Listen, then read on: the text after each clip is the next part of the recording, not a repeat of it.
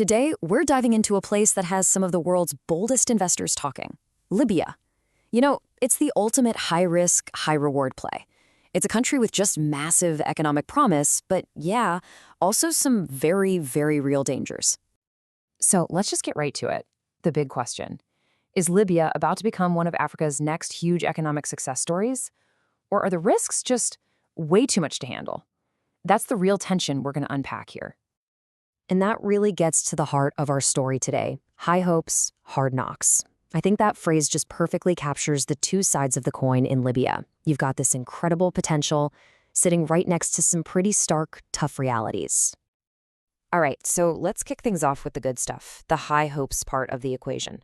What is it exactly that makes Libya such a compelling story for investors right now? Well, for starters, look at this number. It's kind of mind-blowing. The World Bank is projecting Libya's GDP is going to surge by 12.3% in 2025. Now, a lot of that is driven by oil production getting back on its feet. But that single number could make Libya the fastest-growing economy in the entire Arab world. A figure like that, well, it makes people sit up and pay attention. But look, this isn't just an oil story, not by a long shot. When you start digging in, you see the opportunities are incredibly diverse. I mean, sure, there is oil and gas. But think about the massive, massive need for infrastructure, rebuilding everything from roads and ports to homes. Or what about the untapped potential for renewable energy with all that sun and wind? And then you've got agribusiness, tourism, a telecom sector that is just ripe for a modern upgrade. The real takeaway here is just how broad the opportunity is. Okay, so that's the exciting part. That's the promise. But we have to talk about the flip side, the hard knocks. For any serious investor, understanding the risks is every bit as important as seeing the opportunity. And this right here, this really shows you the core of the problem.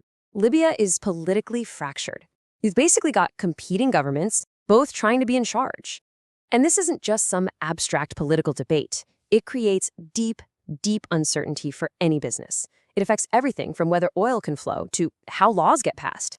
This division is really the root cause of so many of the other risks. So let's break down what that actually means for an investor on the ground.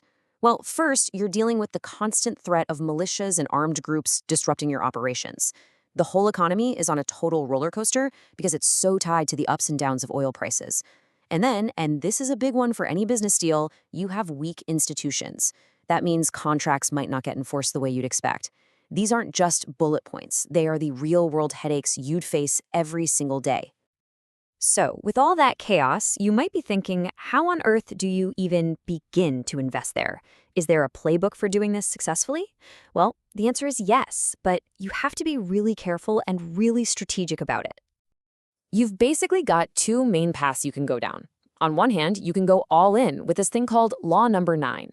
It was designed specifically to attract foreign money by letting you have 100% ownership, giving you more control, better legal protection, and some tax breaks. The other option is a joint venture, teaming up with a local partner. Now, you give up some control, for sure, but you get that invaluable local know-how to help you navigate the system. It's a classic trade-off, really. Do you want more control, or do you want more local expertise? And whichever way you decide to go, there are a few things that are pretty much non-negotiable if you want to protect yourself.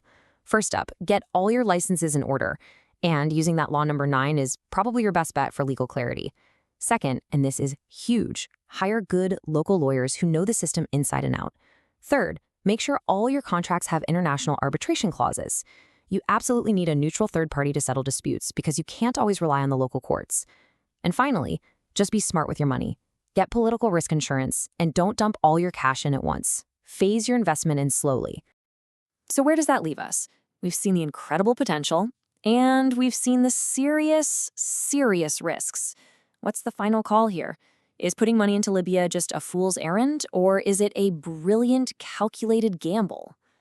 Before we answer that, let's just remember the sheer size of what we're talking about. This isn't pocket change. Some estimates are putting the opportunities over the next decade at over $200 billion.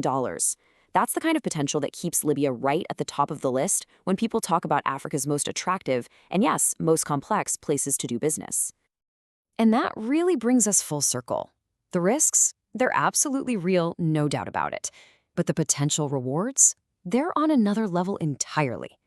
It seems like the key isn't to ignore the risk, but to manage it, to master it with the right strategy, the right legal protections, and the right local partners.